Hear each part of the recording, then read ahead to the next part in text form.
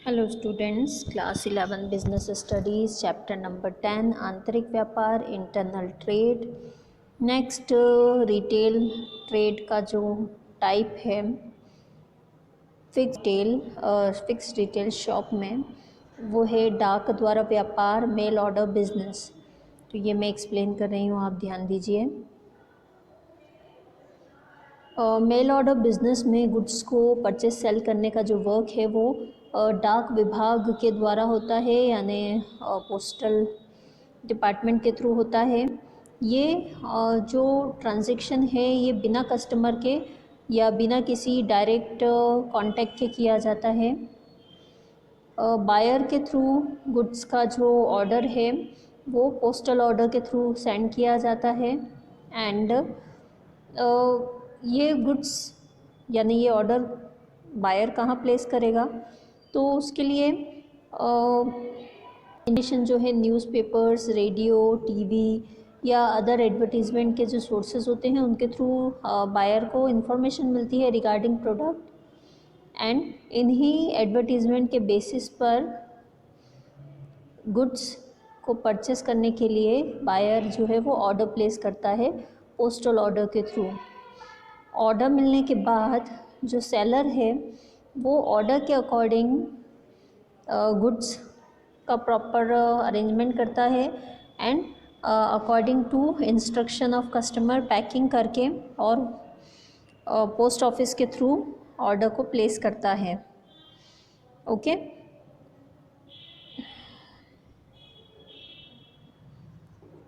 जो भी product order किया है बायर ने, जनरली उसका जो पेमेंट है वो एडवांस में बायर के थ्रू कर दिया जाता है। अदरवाइज़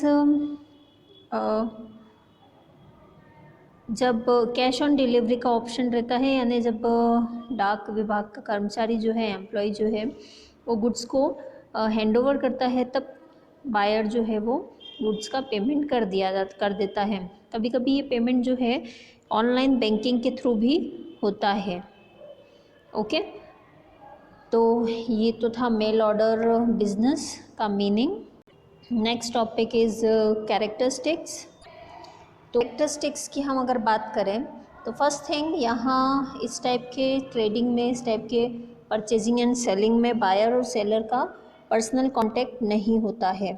सेकंड थिंग, एडवर्टीजमेंट के डिफरेंट सोर्सेज के थ्रू बायर को गुड्स के रिगार्डिंग इंफॉर्मेशन मिलती है। इसमें पूरा जो लेन देन है, पूरा ट्रांजैक्शन जो है एंड समटाइम्स इवन भुगतान यानी पेमेंट जो है वो भी पोस्ट ऑफिस के थ्रू होता है। Then next thing, order place करता है जब बायर, तो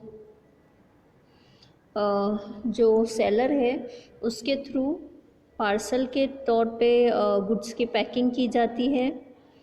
इस टाइप की ट्रेडिंग के लिए बहुत इम्पॉर्टेंट है कि जो कंज्यूमर है उसका एजुकेटेड होना बहुत ज़रूरी है। एजुकेटेड होगा तभी वो पहली बात तो गुड्स से रिलेटेड इन्फॉर्मेशन ले पाएगा and second thing order place कर पाएगा।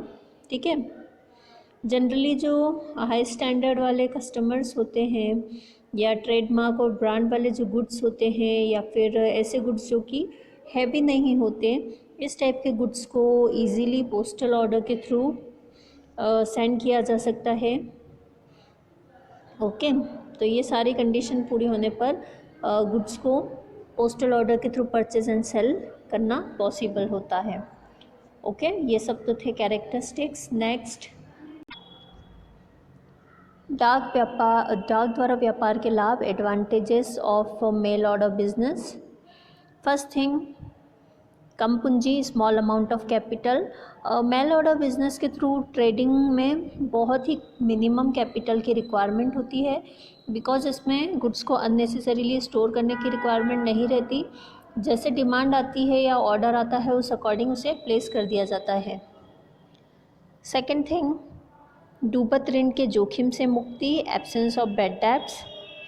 इसमें मेल ऑर्डर बिजनेस के थ्रू माल को यानी गुड्स को जब सेल है तो पेमेंट जो है इसका जनरली एडवांस में ही रिसीव हो जाता है, ऐसे में बैड डेब्ट्स के चांसेस नहीं रहते हैं। देन थर्ड थिंग, व्यापक क्षेत्र, wide scope. Mail order business में दूर दूर तक एडवर्टीज़मेंट करने से जितना एडवर्टीज़मेंट का एरिया होगा उतना ही ज़्यादा बिजनेस का एरिया भी स्प्रेड होता जाता है, ठीक है। इसके थ्रू कंट्री में किसी भी प्लेस पर गुड्स को परचेज और सेल किया जा सकता है पोस्ट ऑफिसेस की हेल्प से। नेक्स्ट एडवांटेज है इसके पास समय की बचत, सेव ऑफ टाइम। इस टाइप के बिजनेस में बायर एंड सेलर दोनों का ही टाइम सेव हो जाता है। सारी इन्फॉर्मेशन जो है एडवर्टीज़मेंट के थ्रू इन्फॉर्मेशन मिलती है, ऑर्डर प्लेस कर दिया जाता है पोस्ट के थ्रू एंड पार्सल के थ्रू गुड्स मिल जाते हैं, पेमेंट भी हो जाता है। ओके, तो यहाँ टाइम जो है बहुत ज़्यादा सेव हो जाता है। संचालन व्यय में कमी, लेस ऑपरेटिंग एक्सपेंसेस। इस टाइप के बिजनेस में गुड्स के रख रखाव, डिस्प्ले, डेकोरेशन, स्टोरेज, इस टाइप के जो एक्सपेंसेस हैं बहुत ही कम होते हैं एंड इवन सेलिंग एक्सपेंसेस भी कम होते हैं। तो अल्टीमेटली जो ऑपरेटिंग एक्सपेंसेस है वो भी काफ़ी कम होते हैं इसमें। नेक्स्ट, सरकार को आए income of government. Post office जो है ये गवर्नमेंट सेक्टर से रिलेटेड है, तो पार्सल वगैरह सेंड करने पर पोस्ट ऑफिस को इनकम होती है और अल्टीमेटली गवर्नमेंट को इससे इनकम होती है। सेलर के थ्रू सेल्स पर या इनकम टैक्स को वो छुपा नहीं सकता, बिकॉज ये रिवील है कि क्या चीज़ सेंड हो रही है ऑर्डर के थ्रू, है ना। तो गवर्नमेंट की इनकम भी इससे रेज होती है।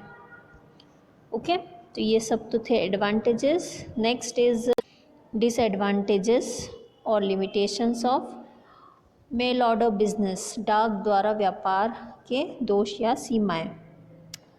ओके, तो जब पोस्ट ऑफिस के थ्रू या डाक के द्वारा व्यापार किया जाता है तो ऐसे में गुड्स का जो है वो फिज़िकल चेकअप नहीं किया जा सकता, यानी आप फिजिक चेक नहीं कर सकते हैं, क्योंकि आप पहले प्राइस पे करोगे, उसके बाद आपको पार्सल मिलेगा और उसके बाद ही आप ओपन करके गुड्स को देख पाओगे। तो ऐसे में चेक करना प्रोडक्ट को कि जो ऑर्डर किया था वही है या नहीं, या उसी अकॉर्डिंग है या नहीं, ये पॉसिबल नहीं हो पाता है। सेकेंड थिंग, इस टाइप की ट्रेडिंग में बड़ी या भारी जो चीज़ें होती हैं उनको परचेज और सेल नहीं किया जा सकता है। Third thing, mail order business जो है इसमें भी क्रेडिट फैसिलिटी अवेलेबल नहीं होती है। थिंग, ये जो बिज़नेस है ये टोटली पोस्ट ऑफिस पर डिपेंडेंट रहता है। नेक्स्ट थिंग इसके बाद और कि जो गुड्स हैं वो पार्सल के तौर पे होते हैं जो कि आप देख नहीं सकते, तो कई बार बायर जो है वो ठगा जाता है, क्योंकि पार्सल को पेमेंट होने से पहले ओपन नहीं किया जा सकता, ठीक है। कई बार तो एडवांस में पेमेंट करना पड़ता है, उसके बाद पार्सल आता है, तो ऐसे में गलत चीज़ मिलने के चांसेस भी रहते हैं। वन मोर थिंग, इस टाइप का जो ट्रेड है वो एजुकेटेड लोगों के थ्रू ही हो सकता है, उन्हीं के बीच में हो सकता है। अनएजुकेटेड या इलिटरेट पर्सन्स जो हैं वो इस सिस्टम से गुड्स को परचेज नहीं कर सकते और इवन सेल भी नहीं कर सकते। तो इसके लिए इट इज़ मस्ट कि जो बायर है या सेलर जो है वो एजुकेटेड हो, उसको प्रॉपर नॉलेज हो।